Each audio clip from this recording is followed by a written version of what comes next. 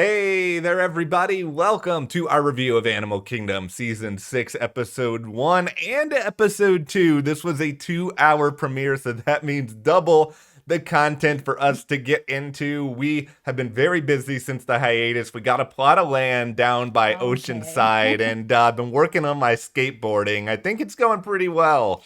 And I've become the Oceanside Batman like Deran has been. No, I'm kidding. So there's been a little bit of a time jump here as since we had the uncovering of Catherine's body. And I got to tell you, that cliffhanger last season, I was like chomping at the bit to get to this season. I was like, oh man, how is this all going to come together for Pope? He is screwed. They didn't mention it at all in these 2 episodes. They were really good episodes, but I was like, where is this? It's been 3 months. Is no one doing any investigation? It's just like a nothing thing. I'm sure it will come up. Like that was my feeling with that whole cliffhanger. And then we get all of that. But okay, we definitely do have a lot of crazy, interesting, fun stuff to talk about. Go ahead though. Hit that subscribe button. You know, we have reviews of Animal Kingdom coming throughout all of this final season. We don't want you guys to miss any of our breakdowns, theories, so much more. We're also covering Only Murders in the Building, and we've got Better Call Saul coming up this summer. There's all kinds of good stuff here at the channel, so hit that subscribe button. Follow us over on Instagram, which is Matt and Jess TV. We have a lot of fun stuff up there as well. Okay, all right. Can we just start with, as you coined it, Oceanside Batman, Deran, because him taking out those influencers, I know that what he did was not legal, but it was also funny. No, it was funny. It was, okay, like I said, there's a little 3-month time jump here. So this is where we're catching up with everybody, where Deran is still running the bar. Things are seemingly normal for him. He's got locals that are kind of like, hey, the Cody boys aren't really around taking care of things anymore. And these influencers have moved in, and I was kind of like, okay, listen, I know that influencers and those influencer houses used to be a problem, and I'm not saying that they're completely gone or anything, but like those days have definitely changed. The days of like the, Jake Paul's a boxer now, Logan Paul's doing a podcast, like, even, Austin McBroom is doing boxing and stuff like that as well. Like a lot of these like bigger influencers that were just huge nuisances are off doing other things, and they've stopped being nuisances. Don't play your music anymore. I'm Batman. Okay, no. But that is kind of what's happening, right? He's going over there, he's taking care of it and being like, get out of here. I don't want to see you again. And then we saw this other sort of moment too with this guy who's kind of running a garage named Brian, who was like fixing surfing competitions because Smurf was paying him to kind of make sure that her son didn't really get forward in any of them, which I'm sure really hurt him. All of her children had joy taken from them. And that is a huge theme of this season, is now that she is gone, finding out what she did to each of these children to ensure that they were unhappy, sad, and dependent on her.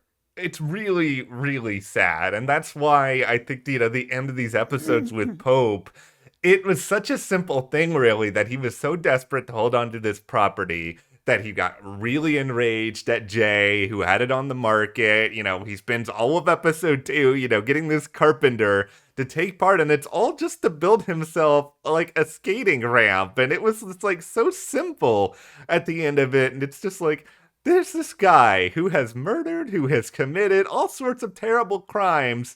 All he wants is to skate on his own makeshift half pipe. Yeah, and it was such a powerful moment. I mean, Pope, of all of them, was under the most control by Smurf. We had flashbacks again, so let's go back to the past. Beep, all right. Boop, boop, boop. Okay, we are back in the past where we are now seeing Pope as a teenager. Julia's a big part of this season. The biggest thing that I've gotten from this with Julia was that she sees through Smurf like nothing. She's paper to her. She's just like, I see everything you're doing. I'm not having it. And she's trying and trying, but Smurf is continuously doing the same thing she did to the boys. Pope got expelled. She didn't. Yeah. But she's like, yeah, you got expelled. I know how much you love school, but sorry, now you're stuck with me kind of thing. Make her sad, miserable, angry, and dependent. And she did the same thing with Pope with the skateboard, where it was the same. Oh, don't, this is his joy. Get that skateboard away from my car. That when Julia finally has that talk with him and is just like, there is nothing wrong with you. She is just taking your joy to be able to control you. Like, you need to get back on your skateboard, like really understand what I'm saying. To see him then take his broken skateboard and burn it up and make the choice to be like, no, there's something wrong with me. Smurf is right. I was like, oh my God. It's heartbreaking. Like, Smurf is such just like a legitimately horrible person, and I think these flashbacks just totally re-emphasize that time and time again, where she sees her kids as sort of pawns in her own game of chess, that they can sort of be moved around so that she can get the end game that she wants. And the flashbacks, for some reason, to me, I like this flashback sequence a lot more than I did most of the ones in season 5. I think it's just because the Codys are older and like they're able to contribute more as like actual characters now. I just think that these flashbacks right now are actually tied to what is happening to them as young men, like, and what happened to Julia, and sort of the comparison of Jay and Julia, that sort of we saw near the end of the first episode, where he's brushing his teeth, she's brushing her teeth, and the same sort of things are happening to them, and it's all because of Smurf. I'll give Layla George a little bit of credit too. I feel like she went and studied like all of Ellen Barkin's tapes over the course of the off season. She's fantastic. She felt a lot more like Smurf, like the Smurf that we knew that Ellen played in the early seasons in this episode. I mean, I think she's probably playing a lot older than she really is in life, and there were a couple of moments where it felt like, how much older is she really than some of the young actors? And I don't know about that part of it, but I think this Smurf is very much like the Smurf we saw in the earlier seasons of the show. She even had that creepiness factor that has been going on through the whole show, where she is, I don't know how to put it, but I'm just going to put it out there. Okay, she has something very strange with all of her sons and Baz as well. Yeah. So there's something about her where she always wants to be sort of the object of desire, whether it's they need her to protect them or desire her, in, a sexual kind of way, that it's just like, we saw Baz and Julia, fooling around in the pool, and we saw Pope being kind of weird and spying, but so was she. Yeah. She was sort of watching out with Baz, and this was like right after she like had Baz basically in her mouth, where she was just like, oh, Baz, you know how much, I care about you. And then she planted this like long kiss on him, which she has done to her other kids multiple times throughout this show. And it's always made me feel so weird about it. And Deran too, he's called this out in the past, where he's just like, you're not able to do that to me because, well, it's the way it is, right? And I was just like, oh my goodness, it is so weird. I think what it is with Smurf is I think she just sort of has like a toolbox of like a few different things that she pulls out, and she hasn't really been able to sort of like compartmentalize that, like, okay, like flirtation, manipulation, that works on these people, it won't work on these people. She just does the same thing to everybody, like regardless of who they are, and thinks that it will work. Yeah, and one of the things that made me really feel like, for her, she just needs to be the center and she needs to be the most desirable, was when she was calling Julia out of the pool and was like, okay, it's time to go now. You look like a wet, drowned rat. That she had to be like, let me throw an insult on you in front of Baz, who I gave a creepy kiss to earlier, kind of thing. I was just like, this is all getting a bit odd. Yeah, everything with Smurf in the past is super, super weird and strange, but it all makes sense because we know what happens to Julia, and it's clear from these episodes even further what pushes her to this point where she's just like so desperate for an escape that she's just like diving more and more into addiction as a result of that. Yeah. All right, so if we're to think about where things are in the present here, everybody is kind of just adrift. I think a lot of it is, the Cody boys have only known one thing for their whole lives: doing jobs, making money, breaking the law. So how are they going to function without that? As it turns out, not altogether great. Yeah, I mean, some stuff is going okay. Like Darren's business is going okay. Craig's got a gym and he's been sober for 3 months. Yeah. He's trying to get back in with seeing his son with Ren, and Ren's like, okay, but under supervision. I mean, like, come on. Like last season was a problem. So, we got to take it slowly. And he's staying on board.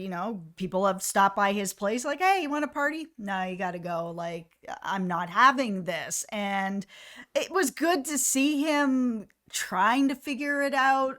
We had this new character show up who was kind of like, hey, I like bikes too. Hey, I like the gym too. Hey, I like to commit crimes too. I'm like, all right. And by the time I was just like, what is going on here? Hey, I'm sober too. That Craig was just like, okay, you're a cop. Like, what is going on? Here's a little too convenient. Yeah, like that. There were certain things in these episodes where I was like, okay, obviously there's things that they're wanting to set up that maybe they'll pay off down the road. It's like, okay, Craig gets a friend who just so happens to be just like him. I mean, come on. Where are you guys really going with this? Yeah, and I mean, this guy is... I think this guy is trying to get in with the Codys because he's a criminal and he wants to have jobs. And he knows that typically they were the people who were doing jobs before Smurf died. And so maybe he can get in to do stuff with them, because he was clearly like, hey, I'm sober too. Hey, I like bikes too. Hey, I also commit crimes. Why don't we do one right now? I was like, oh my God. This guy's a bit much. He gotta go. He should not be your new best friend. No, this guy feels like somebody who was like sitting at a laptop for 2 hours before he came over and was like doing all this research on you guys to come up with like a character profile or something else. Speaking of things that felt very coincidental, and okay, the moment that I saw Jay with this like legal assistant where he's just like coming in and she's just like, I'm not a role player, but I can take care. It's like, all right, you guys are just going to make the two of them hook up. And I know she said that she's married and all that other stuff, but you guys are still going to make the two of them hook up. And it's just going to be kind of irritating. Can we stop giving Jay love interest that he really doesn't care about? I agree. Every season, it feels like they do not know what to do with Jay. So they just give him a love interest. And he doesn't need it. No. He is in a prime position this season to be the person who tries to take over the group to get everybody working again and get everybody's money in order. And he is trying to do some of that stuff.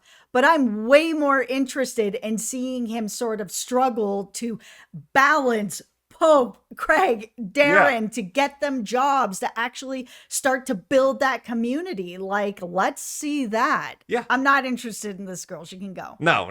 I want to see what Jay's endgame is. Like, I want to know where he thinks he's actually going with all of this, because Jay to me is a freaking sociopath. Like, this guy is the most terrifying of any of the Codys, because it just doesn't seem like he feels emotion in the same sort of way at all. And I want the show to lean fully into this. Like, they're leaning into everything with Smurf right now, of just how manipulative, how intense, how crazy she is. It's like, Jay is this character who's capable of a lot of these same sort of things. He has a lot more of Smurf, I think, in him than almost any other character does. And I want to know how he wants to use the family to get what he wants in the end, because he needs them, I think, more than anybody else needs each other, because Jay is not, he's the brains of the operation. He's not really the muscle of it. Yeah, he's got more than enough muscle with the guys. And so far, it seems like the only job that they've taken, I was very happy to see this go down, was with Gia, who was the fence, who last season was kind of like, hey, I'm not going to do anything with you guys because my relationship was with Smurf, and Smurf is gone. And so now you're gone. And then later she's like, hey, I have another fence who's like kind of in my territory. So here's a job for you. I was so happy to see Pope turn it around, be like, you really thought we were going to help you? No, we're going to burn your building to the ground and take your stuff, because that's exactly what Smurf would have done to you and worse. This was probably my favorite part of these episodes, just because I love it when the Codys do the jobs. Like, it's such a big part of this show. There are very few other shows that even do anything like this. And so to see Gia, who clearly deserved to have something bad happen to her, actually have something bad happen to her. It was pretty satisfying. Like, I need these little moments along the way in the final season because I am going into this with the assumption that at least one of the Codys, if not most of the Codys, are either going to get arrested or die. I don't see how there's a happy ending at the end of all of this. The only sort of happy ending I could possibly see, because it feels like right now, Craig, Deran have their own businesses going on right now.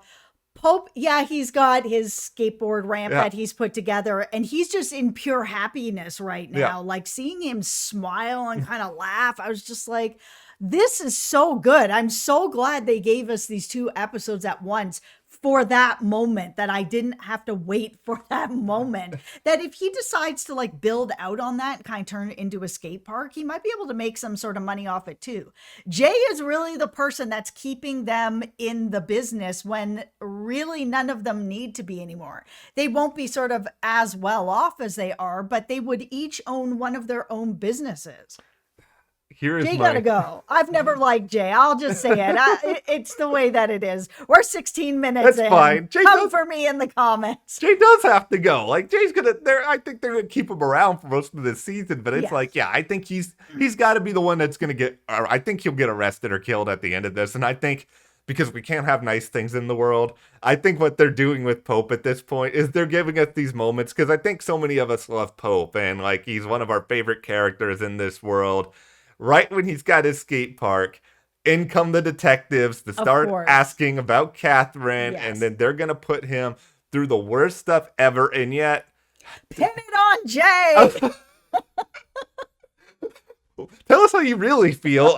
Well, I think there's... Pope's already done time. They can pin it on Jay. Okay, this is the funny thing about it, is that I wouldn't mind that, just because as horrible as some of the stuff is that Pope has done, like, I think Pope is capable of redemption, and I think that there's a chance that Pope deserves a little bit of a happier ending. And I don't know if Jay's capable of anything. Like, I just don't.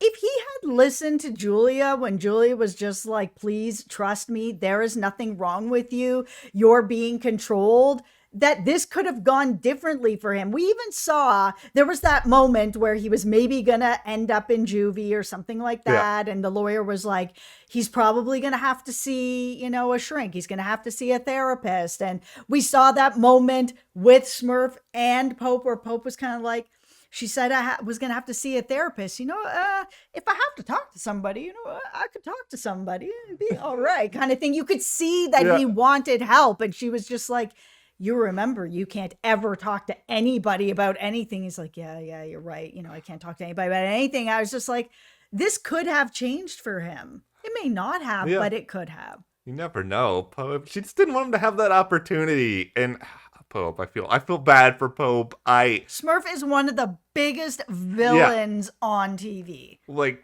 for sure. And she's not even alive anymore.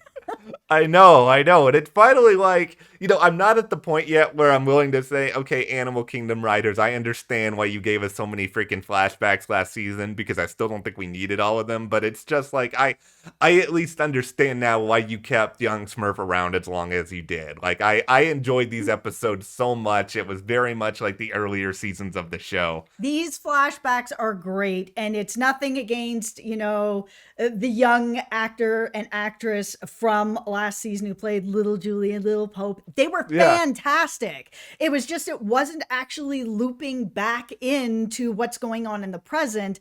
And this season, these flashbacks are directly in the present, and it is so well done. We will be here talking through all of this stuff all season. Hit that subscribe button so you guys don't miss anything we've got coming up here. Check out our other videos. Only Murders in the Building coming up soon. We're going to have Better Call Saul back. So thank you guys so much for watching, and we'll see you here next time.